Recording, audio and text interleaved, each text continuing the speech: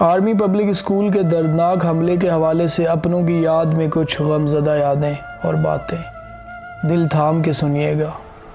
میں روز بیٹے کو کہتا تھا کہ کوٹ پہن کر جاؤ تو منع کر دیتا تھا، لیکن 16 دسمبر کو خود کوٹ پہن کر گیا۔ والد شہید باقر علی۔ جب بھی دروازے پر بیل بجتی ہے تو میں بھاگ کر جاتی ہوں، مجھے لگتا ہے میرا بیٹا اسکول سے آیا ہوگا۔ والدہ شہید مبین شاہ۔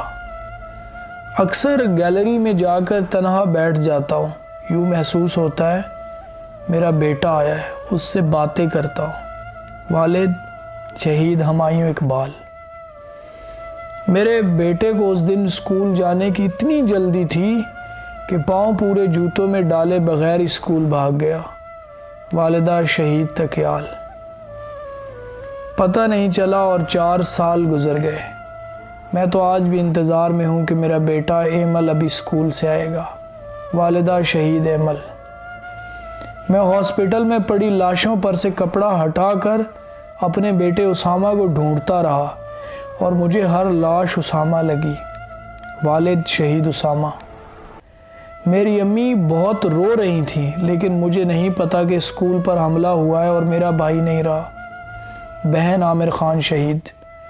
پشاور حملے سے 5 منٹ پہلے میرا بیٹا مجھ سے ملنے آیا تھا، لیکن اس کے بعد پھر کبھی لوٹ کر نہ آیا۔ والدہ شہید حذیفہ آفتاب۔ میں روز 3 لنچ باکس بناتی ہوں، لیکن ایک ہمیشہ گھر پر رہتا ہے کیونکہ میرا بیٹا اس دنیا میں نہیں۔ والدہ شہید فہمید آفتاب۔ جب ہم یہ سب یاد کرتے تو ہمارا کلیجہ چھلنی ہو جاتا ہے۔ سوچے وہاں ان والدین پر کیا بیتتی ہوگی جنہوں نے اپنے لخت جگر اپنے ہاتھوں سے تیار کر کے اسکول بھیجے، پر وہ لوٹ کر نہیں آئے۔